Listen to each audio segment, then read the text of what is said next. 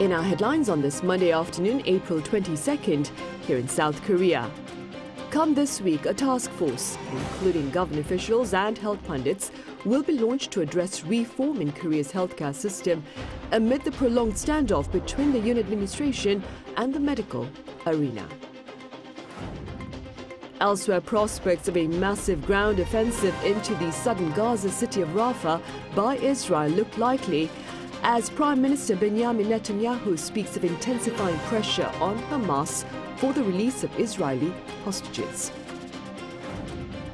And the lower chamber of the U.S. Congress votes strongly in favor of a bill that pledges almost $61 billion in crucial aid for Ukraine amid its continued fight against Russian invasion. The fate of next year's medical school admissions quota remains the center of much dispute as the Yoon administration and the medical arena continue to clash. Our Moon Hye-ryun starts us off. With a continued stalemate between the medical community and the government, the health ministry is focusing on emergency medical care. Second Vice Health Minister Bang Min-soo, in a briefing on Monday, stated that private doctors with their own practices can now apply to support local hospitals without needing their applications to be approved by the local government, but just directly by the hospitals themselves. The health ministry also addressed growing concerns over medical staff shortages following the resignations of medical school professors. The notice period for resignations generally tends to be a month, meaning the mass resignations submitted by medical school professors in solidarity with the junior doctor walkouts would be due to hit this Thursday. The Vice Health Minister explained that owing to contractual details, there is no need for concern yet, and he urged professors to come forward for talks. There are currently no resignation forms submitted to universities that are due to take effect. Government is doing its best to talk to medical school professors. We ask that they come forth to give their opinions instead of taking collective action. On Sunday, the deans of 40 medical schools across the country submitted a joint statement demanding that the medical school admissions quota for 2025 be kept as is without any increases. The Korean Medical Association and a group of medical school professors all backed this statement, along with junior doctors taking the stance that no dialogue with the government can take place without the topic of a medical school quota freeze on the table. This comes just 2 days after Prime Minister Han Duck-soo announced that the government will allow each medical school to freely decide the number of students that can enroll for 2025, allowing schools to independently recruit between 50% and 100% of the previously suggested increased quota. As the need for conversation between the two sides grows, a special task force is due to launch on Thursday. The task force, made up of 6 government officials and 20 non-government officials such as experts and representatives from doctors' groups, will discuss pivotal issues in the government's plans for medical reform. But the Korean Medical Association has rejected this call for talks, saying that the purpose and organization of the task force is not concrete and that it feels its opinions will not be heard. Junior doctors, the key personnel who have been staging mass walkouts, have not yet confirmed whether they will be sending representatives to the task force meeting. Even if doctors refuse to participate in the task force meeting this week, the government plans to push ahead with the task force. Moon Hye-ryun, Arirang News. Come next Wednesday, that is May 1st, all remaining COVID-19 related measures, mostly at medical centers, will be lifted as authorities lower the risk level for the former pandemic to the lowest in their 4-tier system. Our Kim Da-mi has more. From alert to the lowest level attention. Starting May 1st, South Korea will fully shift its COVID-19 status to endemic, lowering the disease in its 4-level crisis system from the second highest to the lowest. This decision comes more than 4 years after the first COVID-19 infection was identified on January 20th, 2020.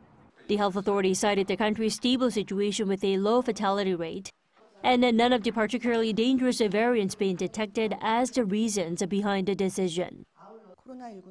COVID-19 is safely being managed. After we listened to experts' advice twice, last January and April, most of them agreed on the possibility of lowering the crisis level. According to the Korea Disease Control and Prevention Agency, the number of new COVID-19 patients in the second week of April was 22,083, a sharp drop from the 47,005 reported in the first week of March. Another reason behind the decision was that no other new variant, except for the JN.1, which made up more than 83% of new cases, has been detected. As South Korea fully shifts to an endemic approach, some of the remaining mandatory safety measures will no longer be applied. The mandatory indoor mask requirement that remained for hospitals and other infection-vulnerable facilities will be lifted, as will be the preemptive COVID-19 tests that were required for people entering such facilities. Quarantining for 24 hours is still recommended for patients after their main symptoms dissipate. Additionally, government coverage of associated medical costs will end, no longer paying for COVID-19 tests or the hospitalization of severely ill patients. Patients will also have to partly pay for Paxlovid, an oral antiviral pill, except for those in low-income groups. COVID-19 vaccine will be freely given to everyone through the 2024 flu season, but afterward, coverage will be limited to high-risk groups including people aged 65 and older and those with compromised immune systems. Lastly, government-level response organizations, such as the Central Disaster and Safety Countermeasures Headquarters, which has been overseeing COVID-19-related measures since its outbreak, will be disbanded. Kim Da-mi, Arirang News. President Yoon Seok has appointed Chung Jin-seok as his new chief of staff. Addressing the press corps at the Yongsan presidential office earlier on this Monday, the president introduced Chung as his highest-ranking official for political affairs.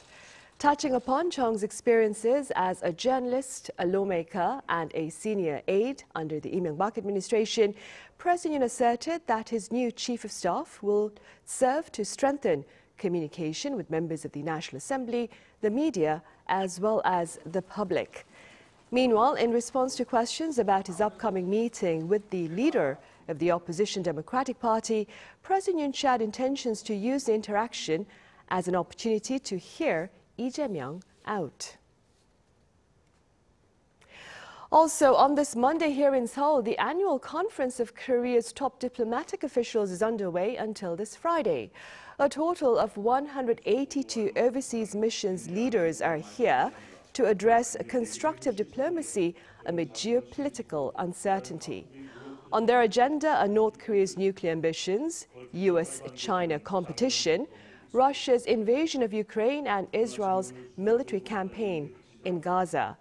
Much of their discussion will center on seeking diplomatic initiatives that promote global security and economic prosperity. In other news, Israel's military campaign against the Palestinian militant group Hamas looks to intensify. Intentions to this end were shared by Prime Minister Benjamin Netanyahu as his soldiers maintain their airstrikes on the southern Gaza city of Rafah. Our Lee Seung-jae reports. During his Passover speech on Sunday, Israeli Prime Minister Benjamin Netanyahu announced that he would put military pressure on Hamas within the next few days to rescue Israeli hostages.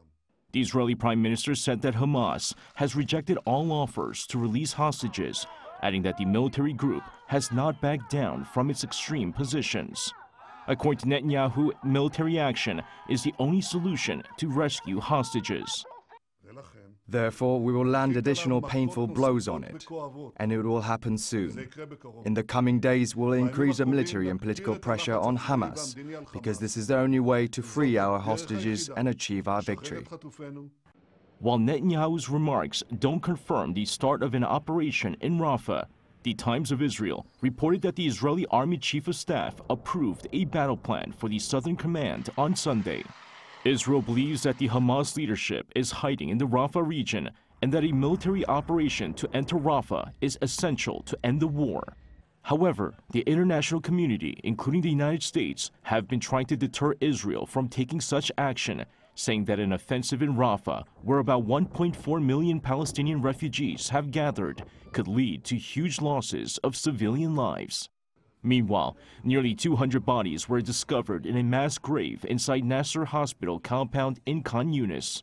Palestinian authorities say the Israeli military is responsible for the mass grave, which included bodies of elderly women, children, and young men. The discovery follows another mass grave found at Al-Shifa Hospital last week. More than 34,000 Palestinians have been killed in Gaza since the war began over 6 months ago. Lee Seung-jae, Arirang News. The lower chamber of the U.S. Congress has voted in favor of a bill that pledges almost $61 billion in crucial aid for Ukraine amid its fight against Russian invasion. And the bill is expected to clear the upper house in the days ahead before landing on President Joe Biden's desk for his signature. Our Kim Bo-kyung reports. The U.S. could begin transferring more weapons for Ukraine, including long-range Army tactical missile systems, by the end of the week, once President Joe Biden signs the bill that recently passed the House. This is according to U.S. Senator Mark Warner during an interview with CBS News released on Sunday. His remarks come as the U.S. House of Representatives approved a $61 billion military aid package for Ukraine on Saturday, after months of delays and political infighting.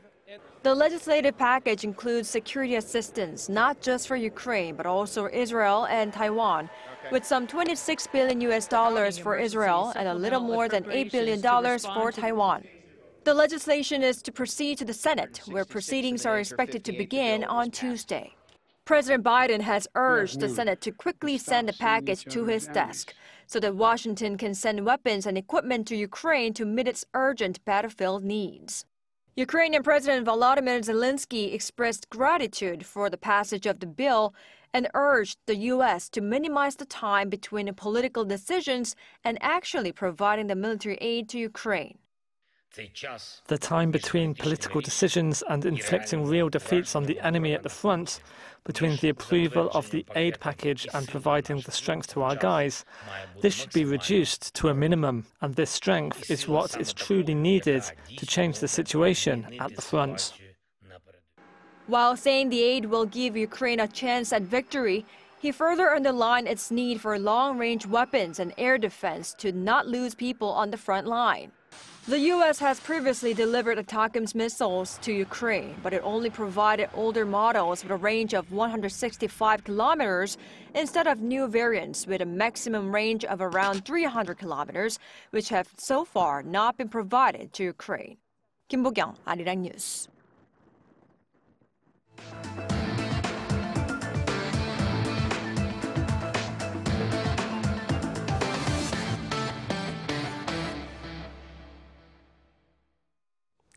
Fewer than 1 in 3 workers at small and mid-sized firms are under the age of 40. The new findings by Statistics Korea on this Monday show the proportion of young workers at small businesses is lower than that at big companies. Workers under the age of 40 accounted for roughly 31% of the workforce at small companies last year, while they made up almost 47% at conglomerates.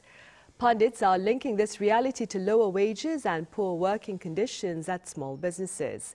In fact, findings for 2022 show the average monthly salary for workers at big businesses amounting to over $4,200, twice that of their smaller counterparts.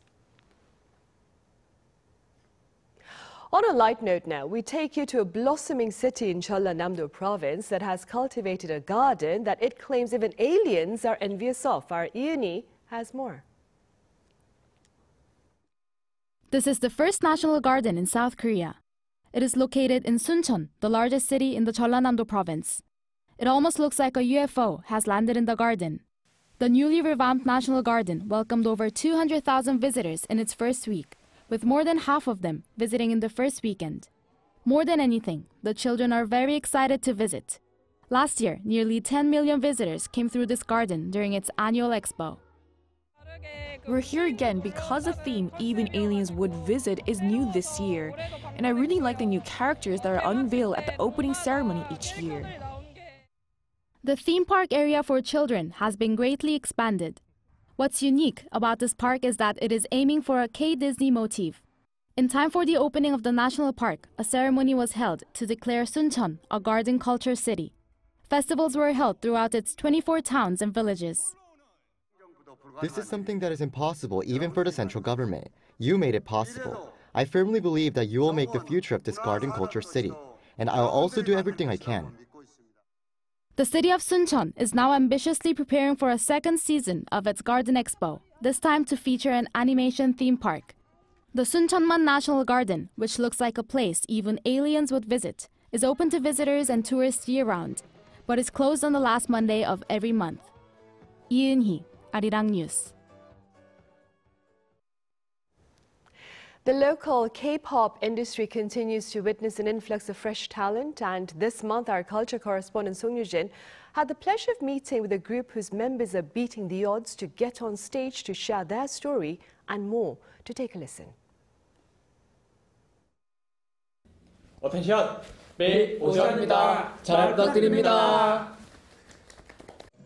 The name Big Ocean reflects their desire to spread hope and positivity like the feeling you get when gazing at the ocean. All three members, Jiseok, Hyunjin, and Chanyeon, have hearing impairments. Jiseok was born with a disability, while Hyunjin and Chanyeon experienced partial hearing loss at a young age. They can hear with the help of hearing aids and cochlear implants, but singing and dancing require a whole new level of perseverance and dedication. We all interpret the bounce, feeling, and beat of a song differently, so it was a bit chaotic at first. Trying to harmonize with each other was challenging, but we worked hard to find a way to blend our differences together. Since I have difficulty hearing, learning a new song from scratch is tough, so I keep listening to it repeatedly to become more familiar with it. Even then, it can be a struggle to grasp the beat correctly and match the tone and volume of the other members. In those cases, our staff helps out. After a year and a half of training, they're debuting with their single Light, a remake of first-generation K-pop boy group H.O.T's song of the same title. Their disabilities don't hinder their performances thanks to cutting-edge technology like light and vibrating metronomes. With these, mastering K-pop synchronized sophisticated dance moves is not a problem.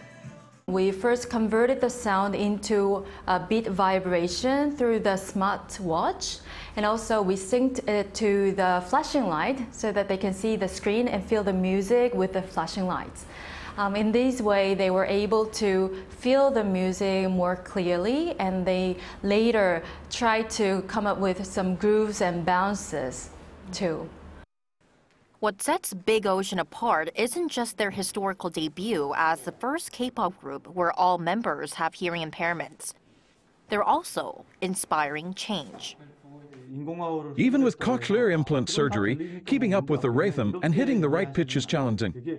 I think Big Ocean's incredible efforts will prove that disabilities don't confine the realm of arts, especially singing.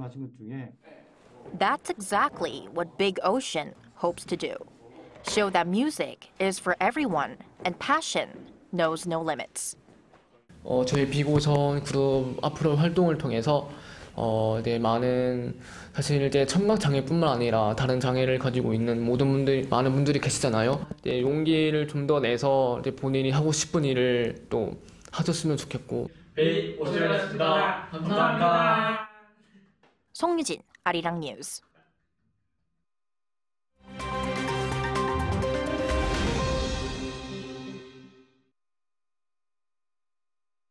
Let's take a look at the latest news in the world now.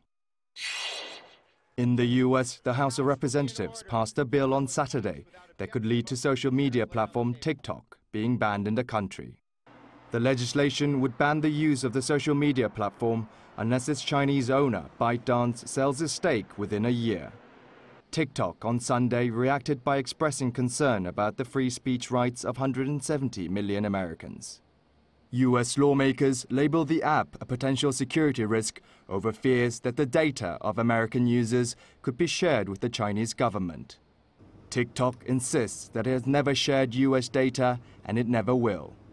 A vote in the House in March gave ByteDance about 6 months to divest its US assets or face a ban, with that deadline extended due to the latest vote. President Joe Biden has previously said he would sign such a bill into law. Now to China, where flooding caused by days of heavy rain in the southern province of Guangdong has triggered an urgent emergency response from the government to protect 127 million people living in the region. Aerial footage on China's state media CCTV showed multiple villages and farmland underwater, as the average rainfall in the province exceeded 120 millimeters in the 3 days leading up to Sunday. Almost 20,000 people in Qingyuan City have already been evacuated, while classes at some schools have been suspended. The province's Xizang and Beijiang rivers hit their highest water levels in 50 years. As of Sunday, 24 rivers in the region exceeded flood warning water levels as China's National Disaster Prevention Authority issued a Level 3 emergency advisory. The World Anti-Doping Agency confirmed on Saturday that 23 Chinese swimmers tested positive for a banned substance before the 2020 Tokyo Olympics, but it accepted China's explanation that the results were due to contamination. 23 members of China's 30-member swimming team tested positive for trimetazidine, found in heart medication, months before the COVID-delayed Tokyo Games in July 2021, where China won 6 medals for swimming, including 3 golds. According to the Chinese anti-doping agency CHINADA, the athletes were exposed to the banned drug through tainted food. Investigators said that many of China's top swimmers stayed at a hotel in 2020 and 2021, where trace amounts of the substance were found in the kitchen. The U.S. anti-doping agency has criticized WADA's findings. Kenyan Olympic champion Peres Jepchirchir broke the women's only world record as she claimed victory at the 44th London Marathon on Sunday. The 30-year-old 2020 Tokyo Olympics marathon gold medalist ran the 42.195 kilometers in 2 hours, 16 minutes and 16 seconds to break Mary Keitany's previous record of 2 hours, 17 minutes and 1 second. In the men's marathon, her Kenyan compatriot, 27-year-old Alexander Mutiso Munyao, was the winner, crossing the finish line in 2 hours, 4 minutes and 1 second. Kim Seong, Arirang News.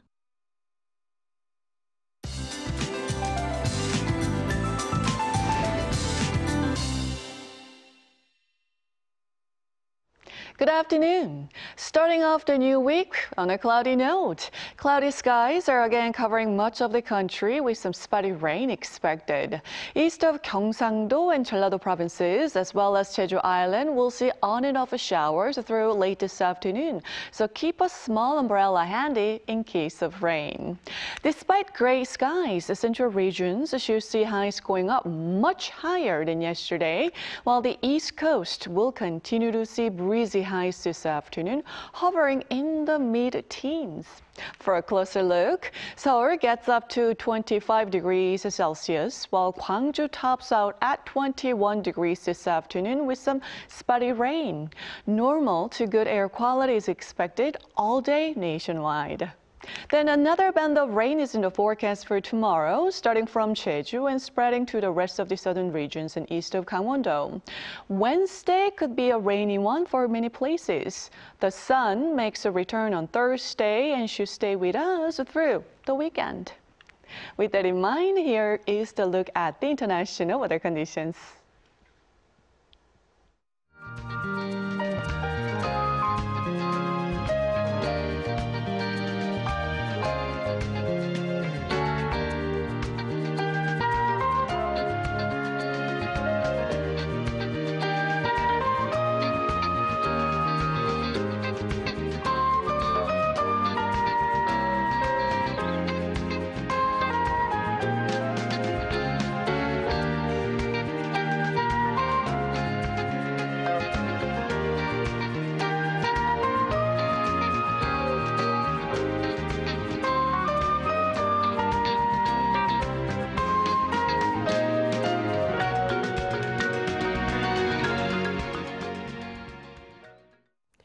And those are the headlines at this hour here in South Korea. Coming up right after this break is our daily panel session. Do stay with us. Thank you for now.